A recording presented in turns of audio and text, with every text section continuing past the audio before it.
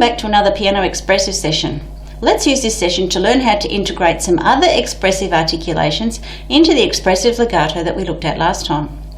But first, check in with your posture. Make sure your back is straight and your neck is long, your shoulders are relaxed, your feet are flat on the floor to give you stability, your forearms are angled down towards the keys or level with the keys, and at the end of those forearms you've got dome-shaped hands, curved fingers and really lovely relaxed wrists. You're also feeling positive, relaxed and ready to focus on learning some of these new skills. Here's the long list that we've been focusing on, and I suppose you could recite it back to me word for word by now. We've been looking at the interaction with the keys and relaxing your wrists, engaging your hearing, moving smoothly between the keys with mezzo staccato and legato now, creating flowing coordinated hand gestures, hearing the music in your head before it comes pouring out your fingers, shaping your phrases and selecting tempos to create a character for your music that tells its story and fits in with its style, playing horizontally to move the music forward, and as I said last time, we looked at creating smooth, even and connected or legato phrases. Today we're looking at adding other expressive elements into our legato phrases. Here's today's short tune entitled The Latvian Folk Song. If you have a look at the music, you can see we're reading in the treble clef again, so both hands are reading up here.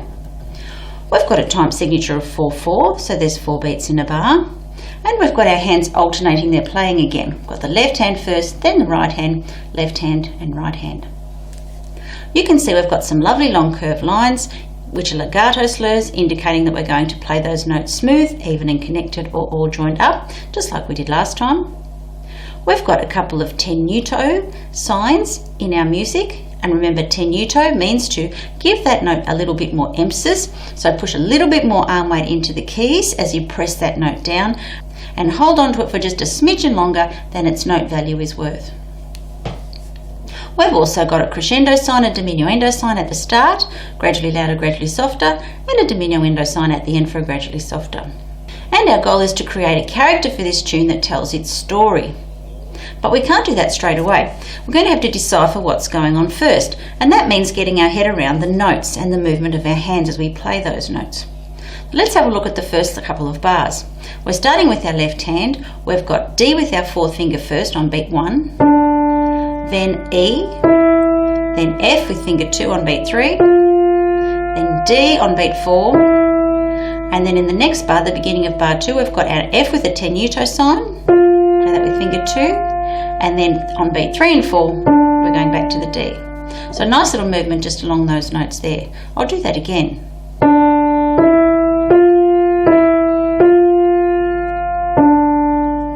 Now we've got a crescendo and a diminuendo, and it looks to me like we're building up that phrase to that F.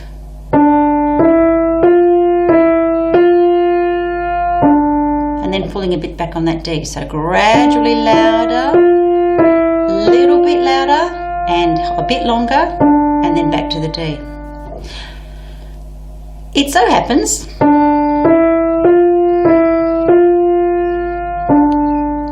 that that's our first little phrase. And coincidentally, our legato slur is marking that first little phrase out very nicely. It doesn't always happen that way, but in this case it has. And we've got a lovely round shape to that phrase, so we're starting not so loud, gradually getting louder, and then coming back and finishing off our little idea with a gradually softer, building up towards that F and giving our phrase a nice rounded shape. I'll play it again.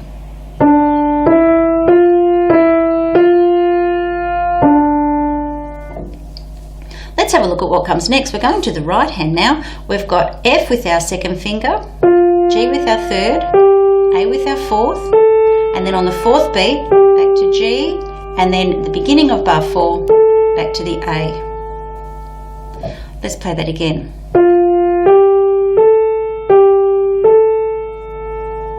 You can see that the legato articulation doesn't give you the same ability to really rock those wrists, but you're still able to have some movement there to soften the sound. And what you tend to do is have the wrist follow the movement of the notes. So as I'm moving up that little run, my wrist is moving with it, going back, and then back up again. That's our second phrase. Nothing written in the music to indicate how we're to play it, gradually louder, gradually softer, MF, MP or whatever, but we'll work that out and put in some of our own microdynamics as we go through the piece and see what we think fits. So the first half of the music goes like this.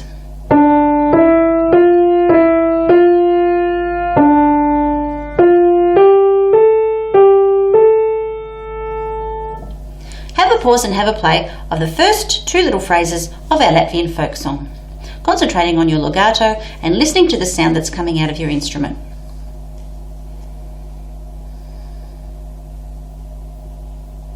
Let's have a look at what comes next. We've still got our right hand playing, but just at the beginning of the third bar, on beats 1 and 2, and then our left hand takes over.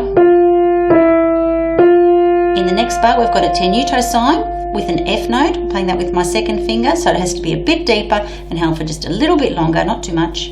And then beat 3 and 4, we're back down on the D. So that little phrase, which is marked out by our legato slur very nicely again, is using both of our hands one after the other.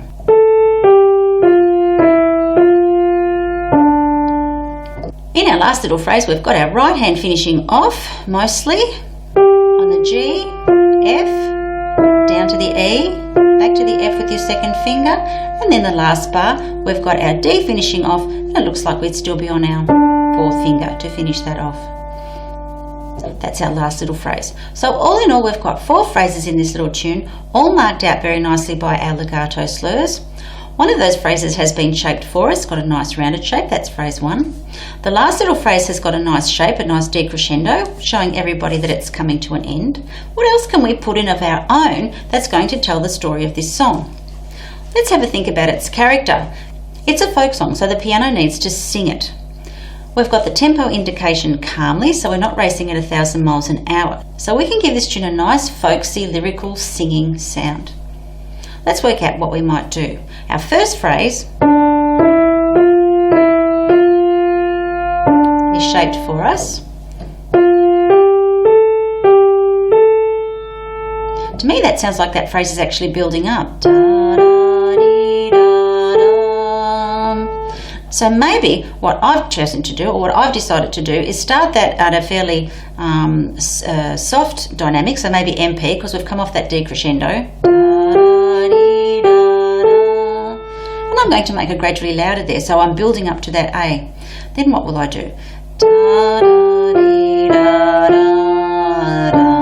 So I might play that next phrase just MP, just make a statement of it. So no gradually louder, gradually softer, just make that the main part of my song. Building up to that F, holding it for a bit longer, back to the D, and in the end, got a decrescendo, and I might slow down a little bit. So just because the dynamics and all those little bits and pieces aren't in the music doesn't mean that you can't put them in. Those are the choices I've made because this is the interpretation that I'm creating. Your interpretation won't be the same as mine, and it shouldn't be. If you ever get stuck coming up with what you might do with your phrases, do what I just did. Sing along. If you sing along with your phrases, you will find that you'll naturally become aware of the highs and the lows, the lilts and the flows of your tune. And for some reason or other, when you sing, your hands tend to follow what your voice is doing. It's a great way to actually turn the notes on the page into something lyrical and musical.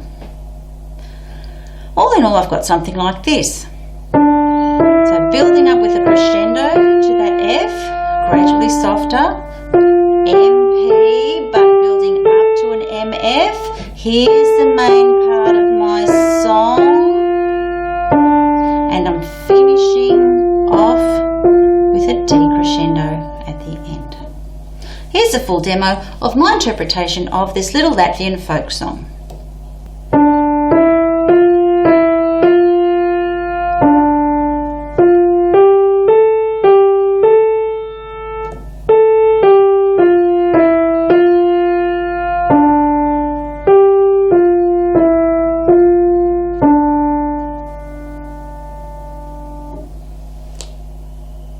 Have a pause and have a play and come up with your own interpretation of this cute little tune.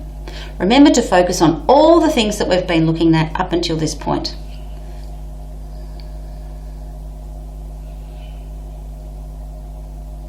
That's it for this session. Make sure that you have a think about what you've learned and become very conscious of incorporating all these ideas and techniques into the playing of the other pieces in your piano repertoire.